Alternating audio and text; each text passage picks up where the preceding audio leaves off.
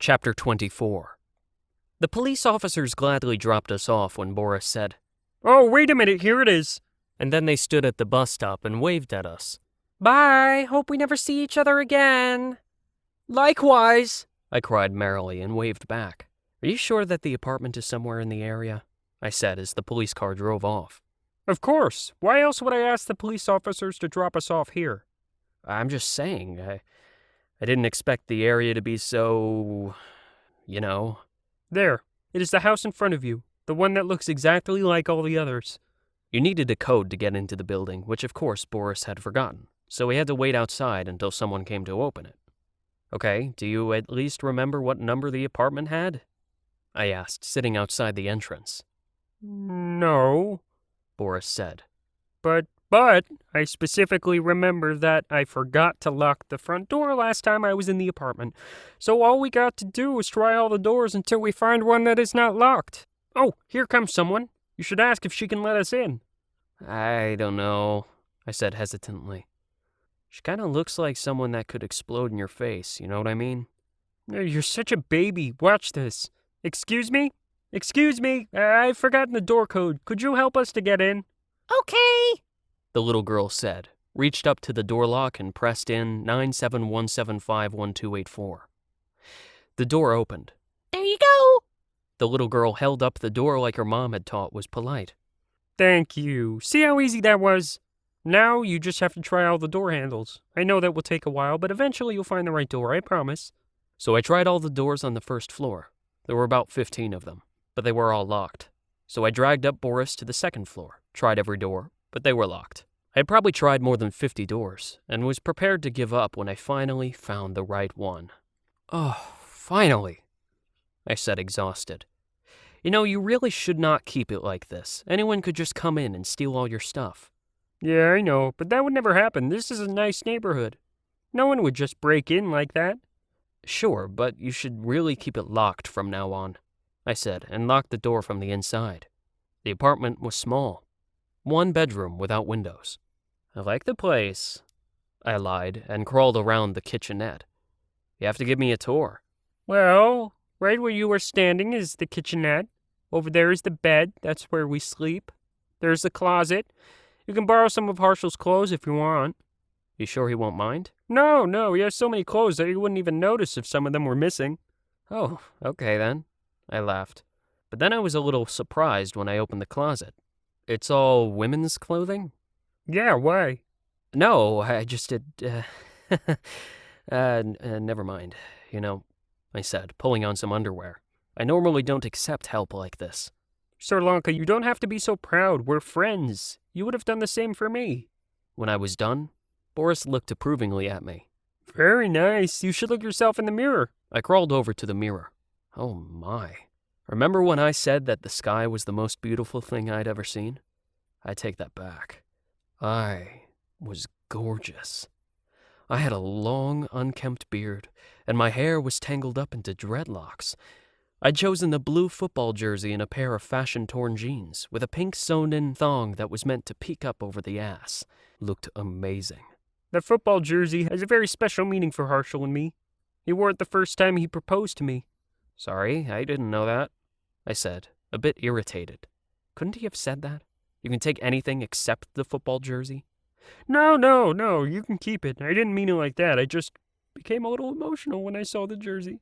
He really proposed to you several times? "Well, yes. I had to make sure that he really wanted me. Boris smiled sadly. I had to make sure he wasn't like you." "What are you talking about? There's no one who wants you more than I do," I said, like that would impress Boris. "Sir Lanka, I do not just want someone who desires me. You think you love me, but you would never fight for me. You would never sacrifice and forgive. You cheated on me over and over, and I forgave you every single time because I love you. I loved you. But you would have never forgiven me if I cheated on you." I was silent for a moment. That way I could kill the whole discussion, and started over. "Boris? Is there still a chance for us? I mean, for real, not just as friends. Wait, before you say anything, I know I have no right to ask anything of you. I was cheating. I was immature. But I have changed. I really have. I've grown up. moved out from my mother's place, and I swear tomorrow the first thing I am going to do is crawl down to the employment agency and get a job. Really? Boris said, like he did not believe what he heard. What kind of job will you get? Well, as a rock star, of course. I laughed. That is what I have the most experience with. I'm going to make a demo with all my greatest hits. Too cool for school, of course. Hide the ugly on the inside. And if they don't hire any rock stars right now, I can always have the lead role in some movie to pay the bills. Wow, Boris said. You should really hurry before someone else comes up with the same idea. You think it's that good? I think it's brilliant. No, but seriously, you're just the first or at least the second one thinking of that. It is a brilliant plan. As you said, if they aren't hiring any rock stars right now, you can always have the lead role in some movie to pay the bills. I felt both happy and paranoid at the same time. What if I came down to the employment agency tomorrow? And the man behind the counter said, "I'm sorry, but all the rock star jobs and lead roles are taken. Yes, there was a girl here yesterday who applied for the only rock star job that we had, and a few minutes later there was another guy that came in and asked for the same job, and I had to say, 'Oh, I'm really sorry, but that job is taken.' The guy was really disappointed, but then I said, 'But if you are really desperate, I have a job here. I know, it's just a lead role in a movie, but at least it could help you to pay the bills.' I wanted to crawl down to the employment agency immediately, but Boris laughed and stopped me. You don't have to worry. Boris laughed. The employment agency isn't even open on Sundays. Are you sure? Absolutely. Okay, I said, like I first had to figure out whether it was actually okay or not. But we should really make sure that we are the first ones there when it opens. You really want that job, don't you? Of course. I've dreamt of being a rock star my whole life. All those years writing songs and performing in my imagination. I just did it to prepare myself for the day when I was ready to become a real rock star. See, it really feels like I have a message. That is why music is so important to me. I want to make the world a better place. When teenagers hear Too Cool for School, they'll understand that they don't have to go to school to be successful in life. Just look at me. I have never been to school and see how successful I am. Suddenly, we both looked at the front door. Someone had tried to pull down the door handle. "Who is that?" I whispered. It felt scary to imagine that someone on the other side tried to get in. But this was exactly what I had talked to Boris about. I know that it was unlikely, but this was the proof of why you should always keep the door locked, because otherwise some creepy person would break into your apartment. "Who is it?" I have no idea, Boris said. Then you heard how someone picked up a pair of keys and pressed one of them into the keyhole. Do you think it is Harshal? I would love for Harshal to see me right now, wearing his clothes. No, he's in Argentina. The door opened and a young woman came in with a laundry basket in her arms. She looked at me, then she looked at Boris. Who are you? I could ask you the same thing. This is my friend's apartment, I said and nodded to Boris. No, it's not. The woman said and raised the finger with the key ring on it. I have the key. That doesn't prove anything. So we don't have the keys. What does that prove? That it's my apartment? No. Are you stupid or something? No, I'm not. Then do the smart thing and get out of my apartment. Perhaps we should do as she says, Boris said. What? You heard her. It would be smart of us to leave. But Boris... I looked terrified. This is your apartment. Why? Why would you let her take it? Sir Lanka, let us just go. I do not want to cause any trouble. We can call the police later on if you want to. No, we should call the police right now.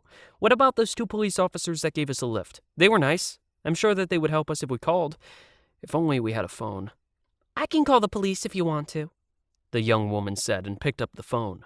Really? Well, I mean, if you want to, that would actually be really nice, I said, even though I could not figure out why she suddenly was so nice.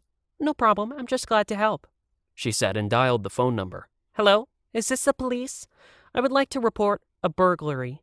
Yes, it is currently in progress. I could hardly believe that she was doing it. She really handed herself over to the police. My God, how stupid she was. It was like I had to bite my finger not to laugh at her. At any moment, I expected her to go like, "Wait a minute, what am I doing?" and hang up. But she gave them the address, and when she ended the conversation by saying, "Please hurry, I will be waiting here," a sound that was supposed to be a laugh came out from my mouth. Busted! She looked like she did not understand, so I had to clarify. You just called the police about a burglary, despite the fact that it was you who broke into Boris's apartment. And now there's no turning back. When the police arrive, they will put you in jail. I know. But it doesn't seem very fair now, does it? I really didn't understand that I broke into someone else's apartment. Oh, come on. Do not act like you did not know that this wasn't your apartment. No one is that stupid, No, I guess you're right. she said thoughtfully. No one is really that stupid. I actually felt for the woman. Honestly, when she first came in and said that this was her apartment, I didn't like her at all. But there was something innocent about her. It almost made me feel bad that she would go to jail. But she seemed like a nice person. I was sure she would find a lot of friends in jail.